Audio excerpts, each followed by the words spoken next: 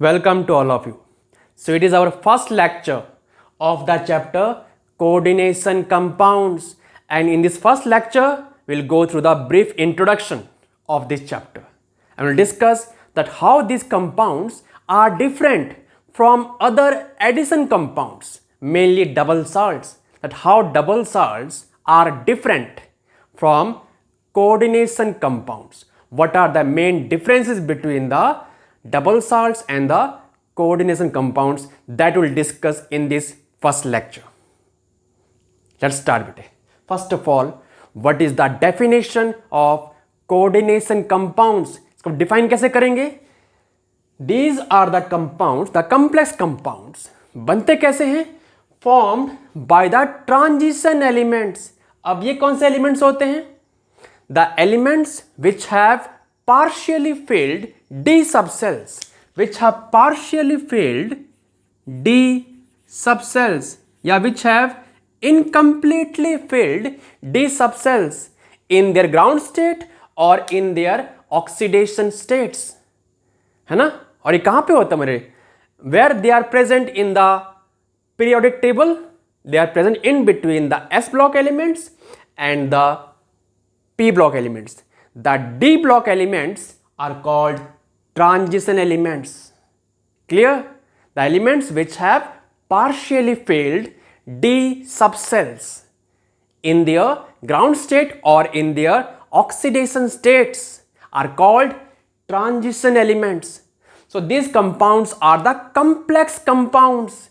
बनते कैसे हैं? Formed by the transition elements. How? In which the metal atoms, the metal atoms कौन से? Transition elements के. In which the metal atoms are bound to a number of anions or the neutral molecules, and the neutral molecules should have lone pair of electrons beyond their normal valency. उनकी normal valencies beyond वो bonding करते हैं. और क्यों कर रहे हैं? क्योंकि उनके पास इनकम्प्लीटली फिल्ड डी सबसेल्स हैं.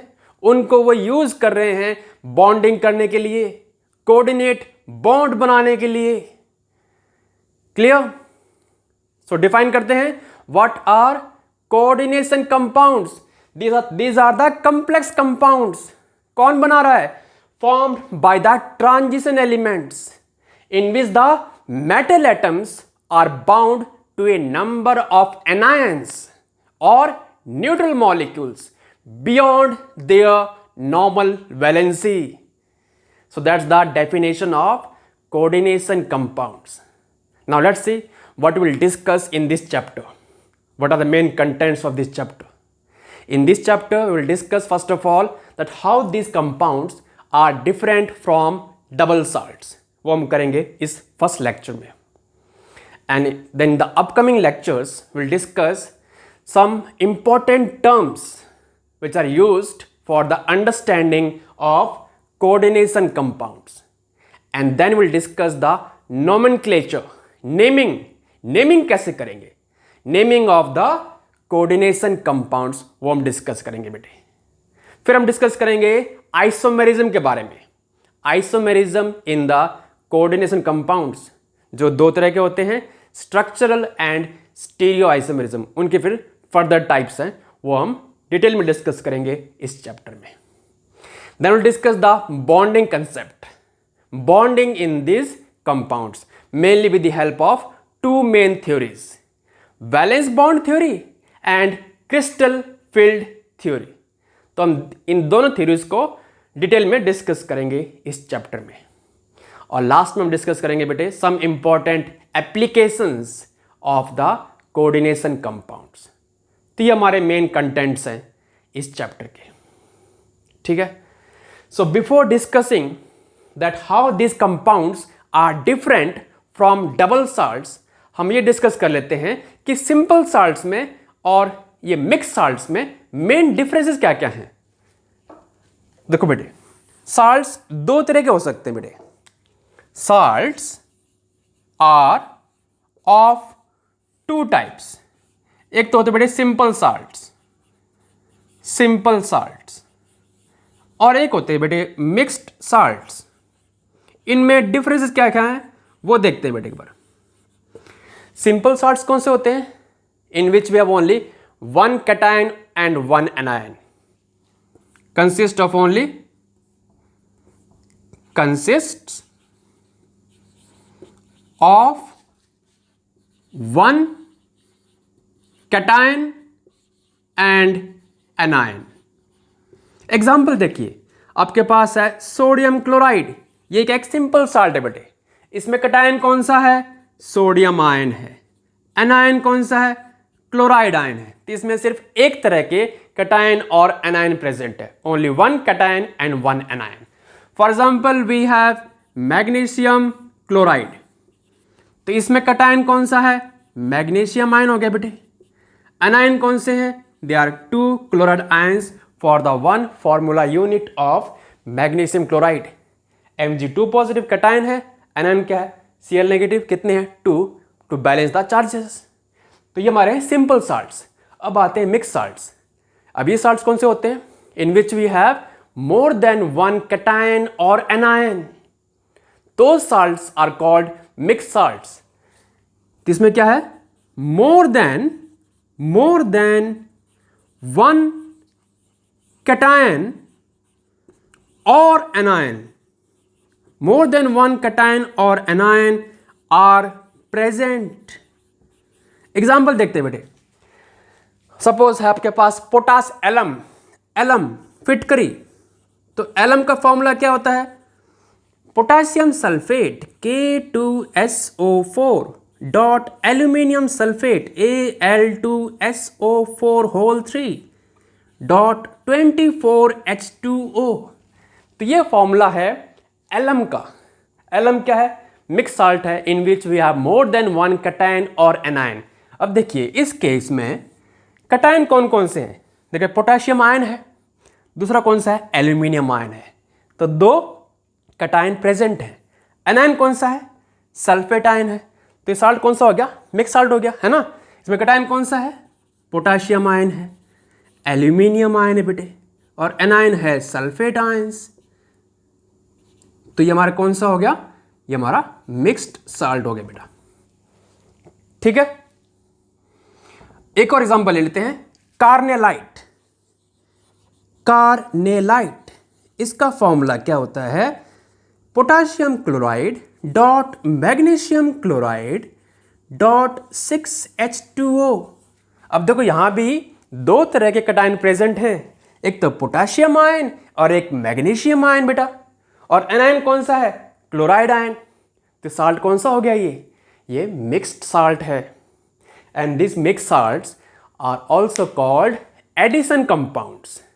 They are also called molecular compounds, and these are the examples of double salts। ये दोनों एग्जाम्पल किसके हैं? ये डबल साल्ट्स के एग्जाम्पल हैं। ठीक है, अब हम डिस्कस करेंगे कि इन डबल साल्ट्स में और कोऑर्डिनल कंपाउंड्स में क्या क्या मेन डिफरेंसेस हैं। अब हम वो डिस्कस करेंगे बेटे। ठीक है, that's our first lecture in which will discuss about the differences between the double salts and the coordination compounds. तो फटाफट नोटबुक निकालो, पेन निकालो and start making your notes on the chapter coordination compounds. ठीक है, now will discuss the differences between the double salts and the coordination compounds. Yes, now let's see the main differences between the double salts and the coordination compounds. First point देखते हैं बेटे। They exist, the double salts exist only in the solid state and they completely dissociate into ions in their aqueous solution or in some other solvents। तो वो stable कब हैं? Double salts stable कब होते हैं? Only in the solid state and when dissolved in the water or in some other solvents they dissociate into their ions completely। take the same example of alum। so alum क्या होता है? Formula potassium sulphate K2SO4 dot Al2SO4 whole 3 dot 24H2O। तो जब alum को हम water में add करेंगे बेटा तब क्या बन जाएगा? पोटाशियम आयन बन जाएंगे ना, 2 पोटाशियम आयन एक्वस फॉर्म में, प्लस में 2 एल्यूमिनियम आयन, ये कैटायन साइन में एक्वस फॉर्म, प्लस में sulphate ions 3 and 1 4 sulphate ions, और ये वाटर भी अलग हो जाएगा और ये वाटर में ऐड हो जाएगा। तो इस केस में क्या हो रहा है, जो हमारा डबल साल्ट्स है अपने आयंस में टूट जा रहा है कंप्लीटली। अब आते हैं कोऑर्डिनेशन कंपाउंड्स में। They exist in the solid state as well as when dissolved in water और इन सम अदर सॉल्वेंट्स। इसका मतलब क्या हुआ, that they do not dissociate into ions completely. वो आयंस में कंप्लीटली डिसोसिएट नहीं हो रहे, they do not dissociate into simple ions completely. Example लेते हैं,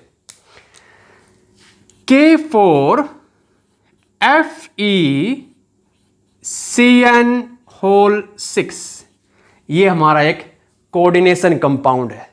अब इतने भारी भरकम फॉर्मूला देख के घबराना नहीं है। We will discuss in detail about these compounds in the upcoming lectures. हमने ये पढ़ना है about these compounds.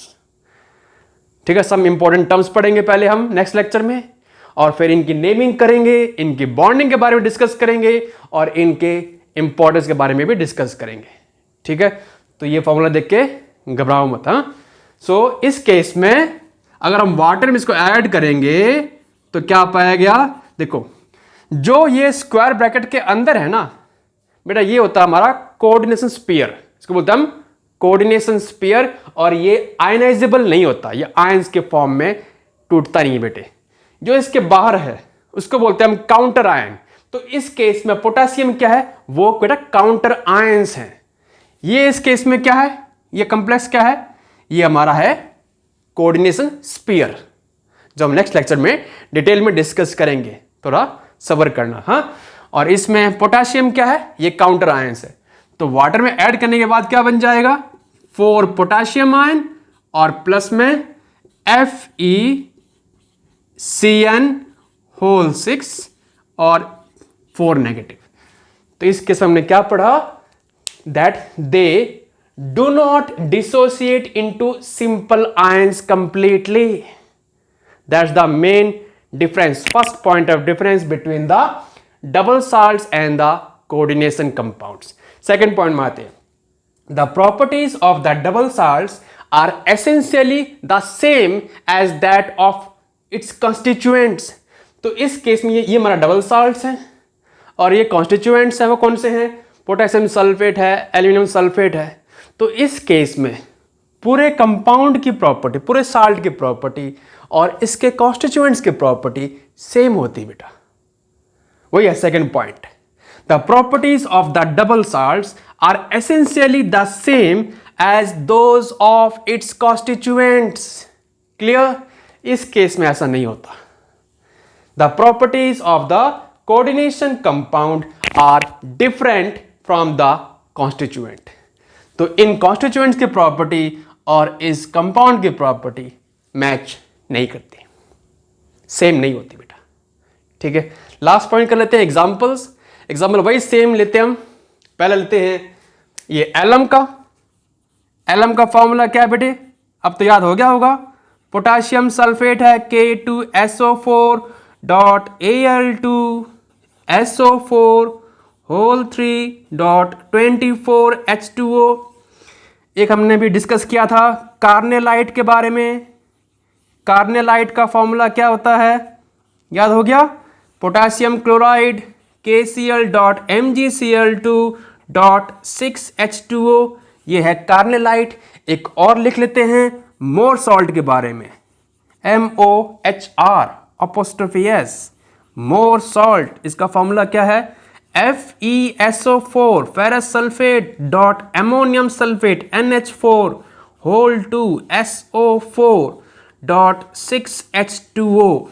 तो ये है 3 main examples of the double salts जो आपके प्रैक्टिकल में भी यूज होंगे। तो इनके फॉर्मूली आपको पता होने चाहिए बेटे। ठीक है, अब आते हैं एग्जांपल्स ऑफ कोऑर्डिनेशन कंपाउंड्स। एक तो आप यही लिख लो K4 इसका नाम क्या है? इसका नाम होता है बेटे potassium hexa cyanido ferrate, hexa cyanido ferrate, और ब्रैकेट में रोमन में 2B आएगा। आप बोलोगे नाम इतना ये भारी भरकम सा है, घबराओ मत। इनके जब हम पढ़ेंगे नेमिंग के बारे में तो कुछ बेसिक से रूल्स हैं, और वो रूल्स पढ़ने के बाद आप किसी भी कंपाउंड्स की नेमिंग खुद से कर सकते हो। तो उसके लिए थोड़ा वेट करना। तो एक तो यही हो गया K4 FeCN6, एक लिख लो NiCO4, इसका नाम क्या है? टेट्रा कार्बोनाइल निकल, और ब्रैकेट में 0। एक और लिख लो बेटा CONH3 Cl3, और ये बाहर स्क्वायर ब्रैकेट। नाम क्या है? ट्राइएमीन ट्राइक्लोराइडो कोबाल्ट, और ब्रैकेट में रोमन में 3। अभी नाम मत लिखो, आप थोड़ा इसमें कंफ्यूज कर जाओगे। जब हम डिस्कस करेंगे डिटेल में about the naming nomenclature of this compounds, तो वहां पे आप इजीली इन कंपाउंड्स की नेमिंग खुद कर सकते हो बेटा। ठीक है, तो ये हमारा हो गया lecture, first lecture in which we discuss the definition of the coordination compounds, the main contents of this chapter, and then the differences between the double salts and the coordination compounds. In the next lecture, we'll discuss in detail about some important terms which are useful in the study of coordination compounds. तो next lecture की तरफ wait करो. See you all in the next lecture. Have a nice day और नमस्ते.